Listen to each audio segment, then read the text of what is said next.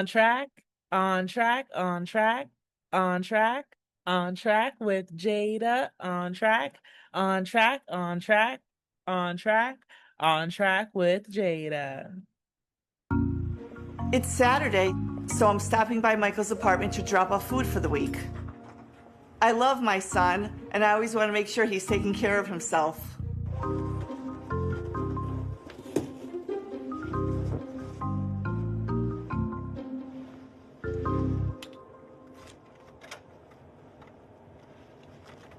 They're not home. I'm glad Michael gave me the key so I can check in and just clean up the mess once in a while. I know how busy he is, but he needs my help. I don't like these clothes here. It looks like Michael's picking up some bad habits from Stephanie. Since he was little, he would pick up everything, and the house was spotless since day one. That's how he was taught. I don't know why they still have dead flowers on the counter. They're birthday flowers. Everything's falling, so that shows you that the leaves are dead. I think that Steph is undoing the good qualities that I've instilled in Michael, and I just want him to continue to be the boy, the person that I raised him to be. I'll make it spotless the way I would like it. Hi. What's going on? You scared the hell out of me. Hey, What are we're you- at the ski shop. What are you doing here? I decided We don't talk enough about how women uphold the patriarchy and embed male centered beliefs into both boys and girls. Boy moms, pick me's, and toxic mother in laws are all male centered women. They believe that they should put a man above everything, themselves, others, their children. They are willing to do anything and tolerate anything to keep a piece of a man.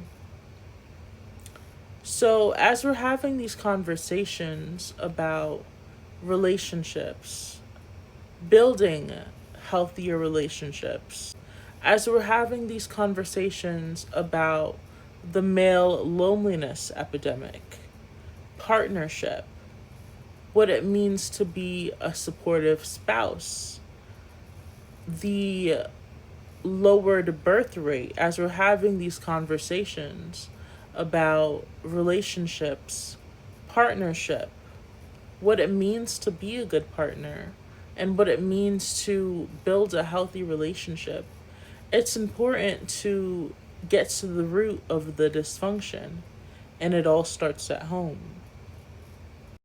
These male centered women will teach their daughters that they need to cater to men, that they need to coddle men.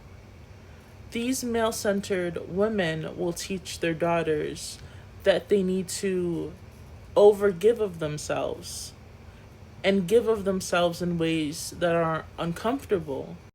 Male centered women teach their daughters that a man's happiness goes above theirs. They teach their daughters that they need to perform and serve in order to be deserving of love, attention, and affection. Male centered women pass down the belief that boys will be boys.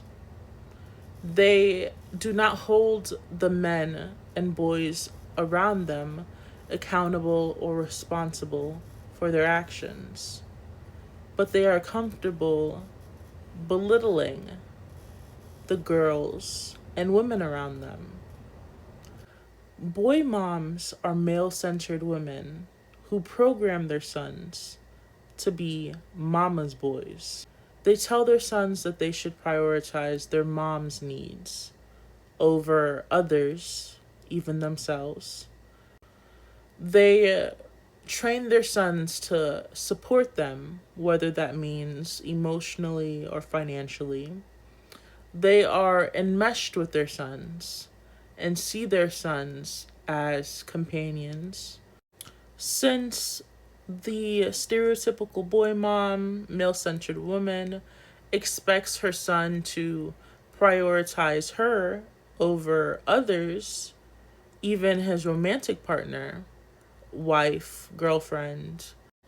These boys are trained to lack boundaries with their mothers. They are told to prioritize their mother's feelings, happiness, wants, needs over themselves and their romantic partners. This dysfunction bleeds into the son's romantic life. When the son begins dating, his mother will be in competition with his romantic partners because she believes that she is deserving of her son's love and attention. And she expects her son to see her as a priority and as a partner.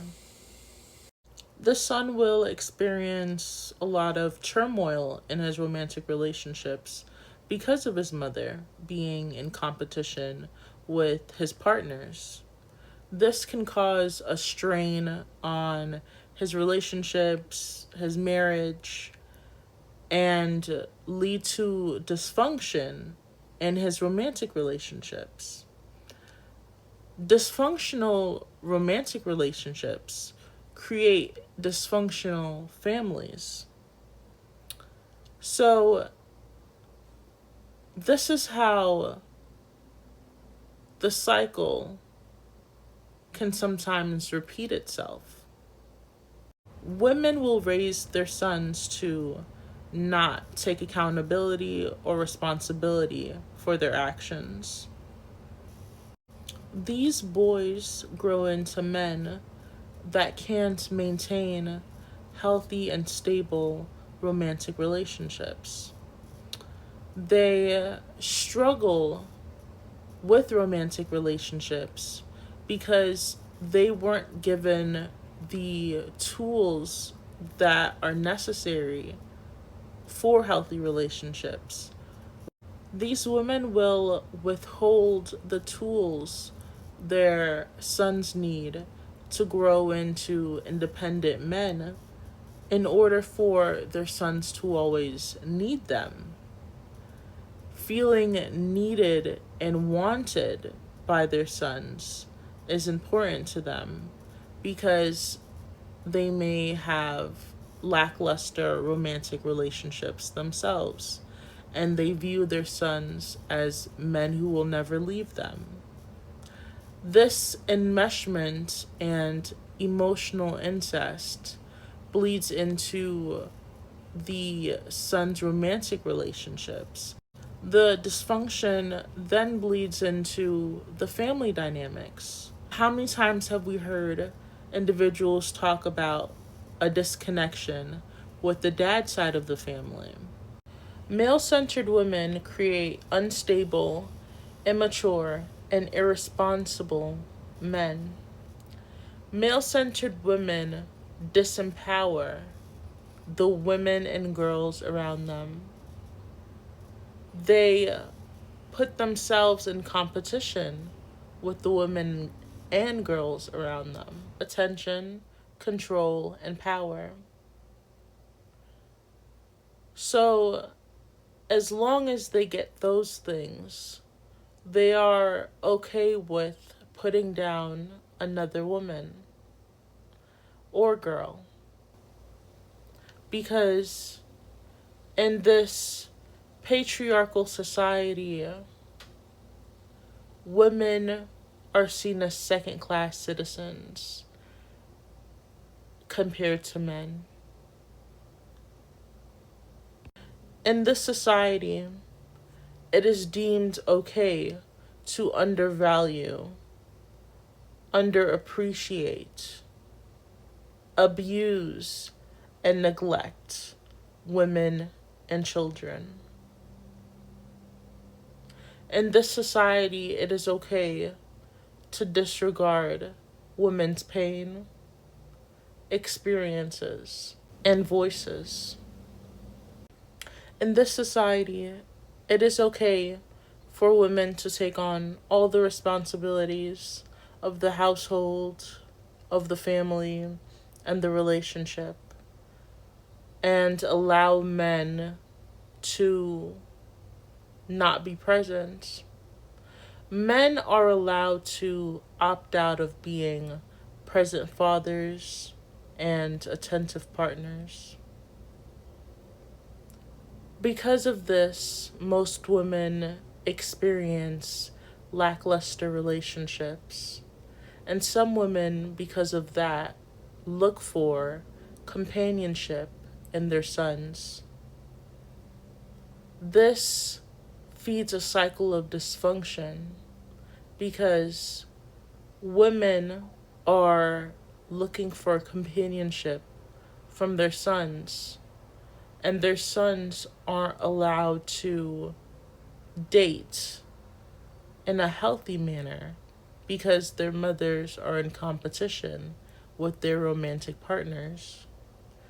This goes on to affect the son if he has a girlfriend, wife, and chooses to have children. We see how there's animosity on the dad's side of the family, how there's dysfunction between the daughter-in-law and the mother-in-law, how there's dysfunction between the women on the dad's side of the family and the daughter-in-law, and how the disdain and hate for the women that date their sons carries into their relationship with their grandchildren. The lack of love and respect that they have for the women who date their sons affects their relationship with the grandchildren. Because the children see their mother being mistreated by the dad side of the family. The children see their mother not being supported by their father. So this cycle of dysfunction continues. This cycle of girls picking up the slack for men continues.